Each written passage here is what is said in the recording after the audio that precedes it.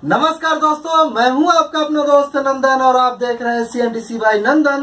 दोस्तों आज मेरे पास है एक 5 kVA की ऑटोमेटिक स्टेबलाइजर और इस स्टेबलाइजर के साथ जो समस्या है ये ज्यादातर लोगों को काफी परेशान करती है और इसकी जो प्रॉब्लम है वो काफी लोगों को सही ढंग से समझ में नहीं आती। तो क्या है इसकी प्रॉब्लम ये हम पहले आपको बताते हैं और इसके बाद क्या क्या कारण हो सकते हैं इसके ऊपर हम आपको बताएंगे। तो सबसे पहला इसका प्रॉब्लम ये है कि ये स्टेबलाइजर के अंदर जब हम इसे ऑन करते हैं तो सबसे पहले इसमें 20 सेकंड की टाइमर लगी हुई है, यानी कि 20 सेकंड के बाद ये स्टेबलाइजर आउटपुट में सप्लाई देती है। लेकिन इसके साथ समस्या ये आती है कि कुछ देर चलने के बाद फिर से दोबारा से ये रीस्टार्ट हो जाती है और फिर से इसकी टाइम डिले ऑन हो जाती है और कुछ देर 20 सेकंड के बाद फिर से दोबारा से सप्लाई करती है। फिर लाइन बिल्कुल ऑन होती है और फिर कुछ टाइम के बाद फिर से ये टाइम डिले मोड में चली जाती है। तो इसकी क्या प्रॉब्लम हो सकती है और क्या इसका निदान होगा इसके बारे में हम आपको बताते हैं। सबसे पहला आपका प्रॉब्लम ये हो सकता है कि आपकी न्यूट्रल की सप्लाई कमजोर हो सकती है जब आपकी कोई हैवी इक्विपमेंट्स, मान लीजिए कि कोई रेफ्रिजरेटर कभी ऑन होती है तो ऑन होने के टाइम वो ज्यादा इलेक्ट्रिसिटी को कंज्यूम करती है, या मान लीजिए कि कोई मोटर है, जब आप मोटर को ऑन करते हैं उस टाइम अगर ये टाइम डिले मोड में चली जाती है तो इसका मतलब ये है कि आपकी न्यूट्रल की सप्लाई कमजोर है और इस वजह से ये टाइम डिले के मोड में चली जाती है। लेकिन अगर इनपुट और सप्लाई भी ठीक ठाक है, आउटपुट में आपने लोड भी कुछ ऐसा नहीं डाला है कि जिसके कारण ये बार बार ये स्टार्ट हो, तो वैसे कंडीशन में इसकी क्या प्रॉब्लम हो सकती है तो इसके बारे में आपको बताते हैं। अगर ये सारी की सारी चीजें सही है, लोड भी बिल्कुल एक ठीक ठाक लोड है और आपकी न्यूट्रल की सप्लाई भी बिल्कुल स्ट्रांग है और इनपुट की सप्लाई भी बिल्कुल बराबर आ रही है, कंस्टेंट आ रही है, वो अप डाउन नहीं हो रही है, और फिर अगर आपको ये समस्या आ रही है तो मे बी ये पॉसिबल है कि इसकी जो रिले है इसके अंदर 4 रिले लगी हुई है, एक टाइम डिले के लिए और 3 इसकी स्टेप को अप डाउन के लिए। तो रिले जो इसके अंदर लगी हुई है तो रिले की पॉइंट अगर स्पार्क करते करते वो खराब हो जाती है तो वैसे कंडीशन में भी क्या होती है कि आपकी सप्लाई बार बार टाइम डिले के मोड में चली जाती है। तो सबसे पहले हम इसमें पावर की सप्लाई करेंगे और फिर हम आपको दिखाएंगे कि ये टाइम डिले के हिसाब से ऑन हो रही नहीं, और इसके बाद हम इसे खोलकर आपको दिखाएंगे, एक एक रिले को खोलेंगे और उसके पॉइंट को चेक करेंगे कि उसकी पॉइंट बिल्कुल ठीक ठाक है या नहीं। अगर रिले बिल्कुल ठीक ठाक है, पॉइंट के अंदर कोई ऐसी गंदगी या फिर उसके अंदर रस्ट तो नहीं कह सकते, स्पार्किंग होते होते उसकी पॉइंट अगर खराब नहीं हुई है तो वैसे कंडीशन में इसकी बोर्ड यानी कि इसके अंदर जो AVR की बोर्ड लगी है उसे चेंज करने की जरूरत होगी। और अगर रिले की पॉइंट में है प्रॉब्लम तो आप उसे, अगर ज्यादा डैमेज है तो फिर रिले चेंज करें, अगर थोड़ी बहुत डैमेज है तो उसे आप स्ट्रेस पेपर से थोड़ी बहुत साफ करके फिर से आप उसे काम में ले सकते हैं।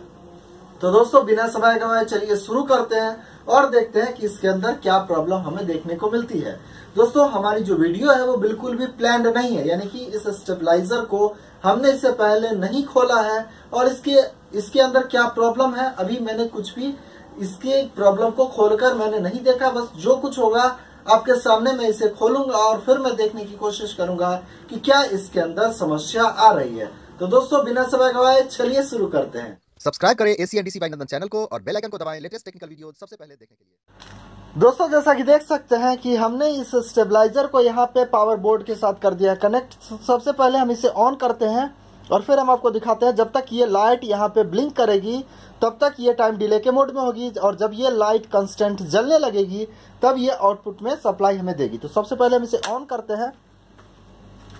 जैसा कि देख सकते हैं यहाँ पे लाइट हमारी ब्लिंक कर रही है, यानी कि अभी ये टाइम डिले मोड में है, यानी कि अभी इनपुट यहाँ पे आप जैसा कि देख सकते हैं वोल्टेज आपकी इनपुट की शो कर रही है, आउटपुट में शो नहीं करेगी।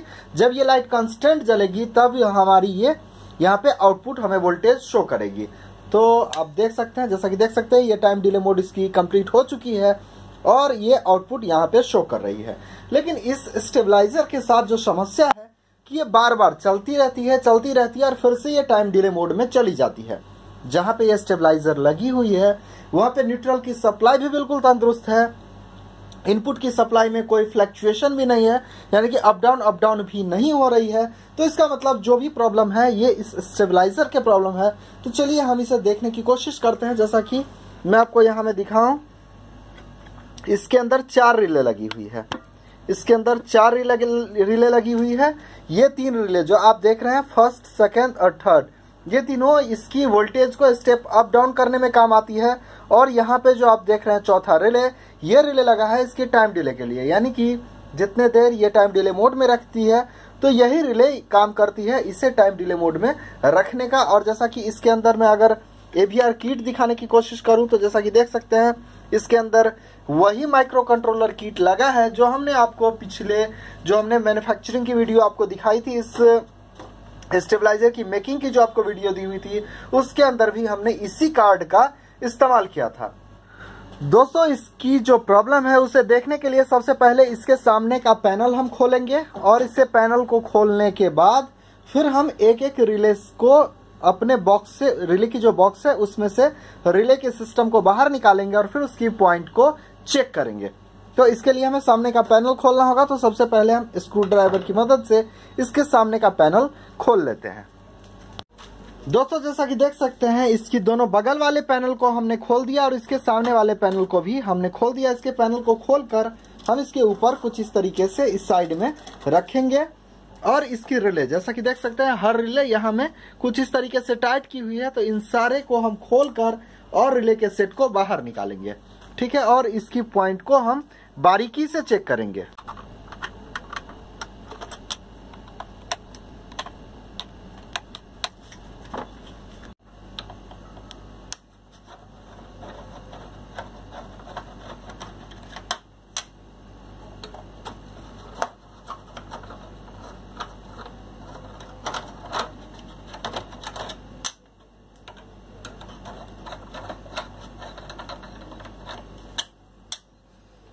दोस्तों, इसके रिले की जितनी सेट है इसे मैंने अच्छी तरीके से खोल दिया है। तो चलिए हम इसके रिले के बॉक्स से एक एक रिले को बाहर निकाल कर देखने की कोशिश करते हैं।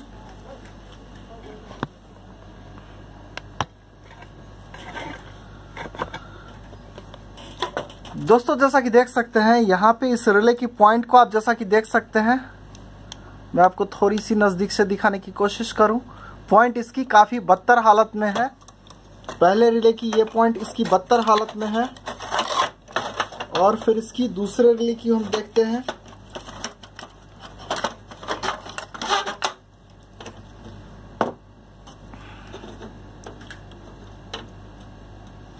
दूसरे रिले की भी पॉइंट की हालत कुछ वैसी ही है जैसे कि पहले रिले की है। तो सबसे पहले इसमें से सबकी बॉक्स को हम इसमें से बाहर निकालेंगे।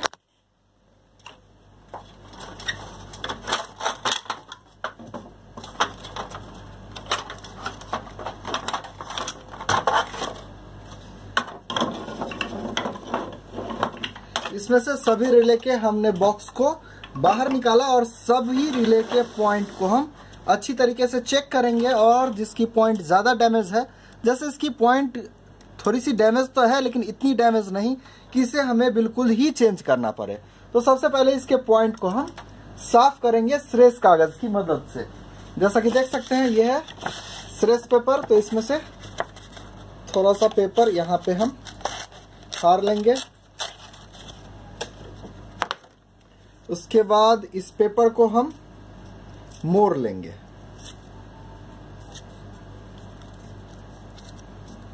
इस पेपर को हमने मोड़ लिया। अब इसके पॉइंट के बीच में हम यहां में डालेंगे।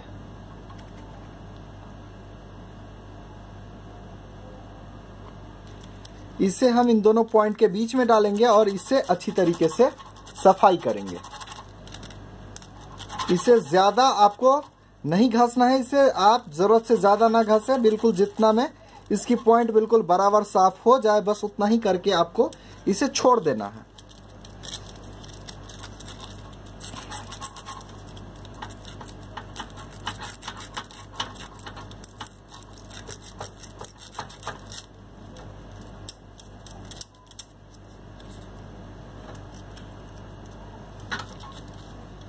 बिल्कुल इसके अंदर वही समस्या निकली जिस समस्या का हमें बाहर में अंदाजा था कि इस वजह से ही ये समस्या आ रही होगी। तो प्रॉब्लम बिल्कुल ऐसे ही है। आप इसके जो भी पॉइंट इसकी डैमेज है उसे सफाई कर दे। रिले अगर ज्यादा डैमेज हो चुकी है तो इसके रिले को आप चेंज कर सकते हैं। तो जैसा कि देख सकते हैं इसकी नीचे वाली पॉइंट बिल्कुल साफ हो गई है, ऊपर वाली भी साफ हो चुकी है, तो ये ठीक हो गई। अब दूसरी रिले की हम देखेंगे। जैसा कि आप दूसरे रिले की देख सकते हैं, इसकी भी पॉइंट की स्थिति उतनी अच्छी नहीं है जैसा कि होनी चाहिए, तो इसे भी हम थोड़ा सा साफ कर लेंगे।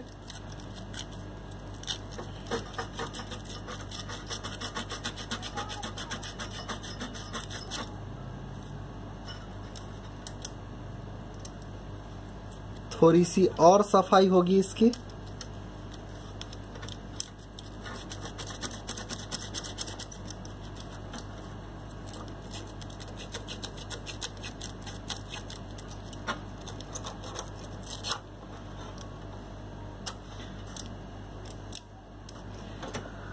जैसा कि आप देख पा रहे होंगे कि इसकी पॉइंट अब ठीक ठाक से साफ हो चुकी है।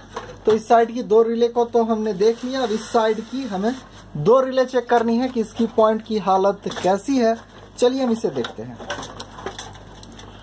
अगर इस रिले की पॉइंट की बात की जाए तो ये टाइम डिले की रिले है, इसकी पॉइंट बिल्कुल ठीक ठाक है, तो इसे बिल्कुल भी हम कुछ भी नहीं करेंगे। और फिर एक रिले ये बच गई, तो इसे हम उठाकर देखेंगे।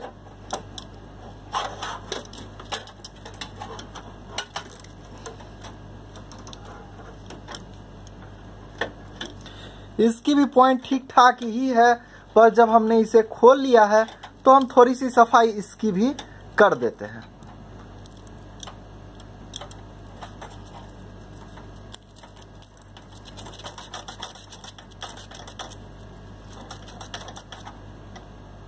दोस्तों जैसा कि आपने देखा कि इसकी रिले की सभी पॉइंट बिल्कुल डैमेज हो चुकी थी, तो मैंने सारे पॉइंट को अच्छी तरीके से साफ कर लिया है। और प्रॉब्लम कितना आसान था, इसका जो भी प्रॉब्लम है वो कितना आसान है। ज्यादातर लोग अगर ऐसे समस्या से जूझते हैं तो वो बराबर अपने पीसीबी को चेंज कर लेते हैं, लेकिन पीसीबी हर कंडीशन में खराब हो ये जरूरी नहीं। तो सबसे पहले आप इस तरीके का स्टेप फॉलो करें और अपने स्टेबलाइजर को कुछ इस हिसाब से आप चेक कर सकते हैं। से हमने सारे रिले को खोला था, इसी हिसाब से हम अपने सारे रिले के अंदर फिर दोबारा से सभी रिले के अंदर हम बॉक्स डाल देंगे। सभी को हम बॉक्स के अंदर डाल देंगे।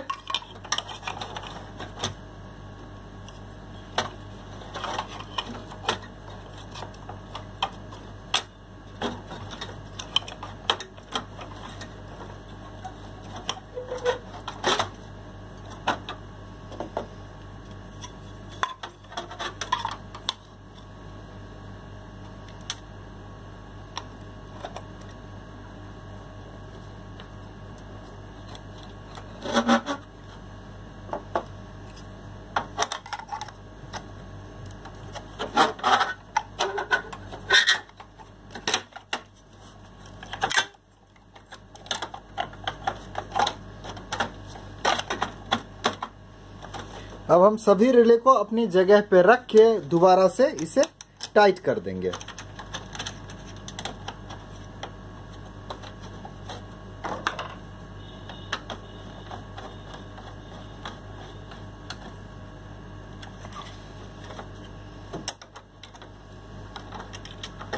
दोस्तों अभी स्टूडियो के अंदर हमारे पास ब्लोअर नहीं थी कि इसके अंदर के गंदगी को हम हवा में उड़ा सके, लेकिन जब कभी भी आप काम करते हैं तो आपके पास एक ब्लोअर होना चाहिए।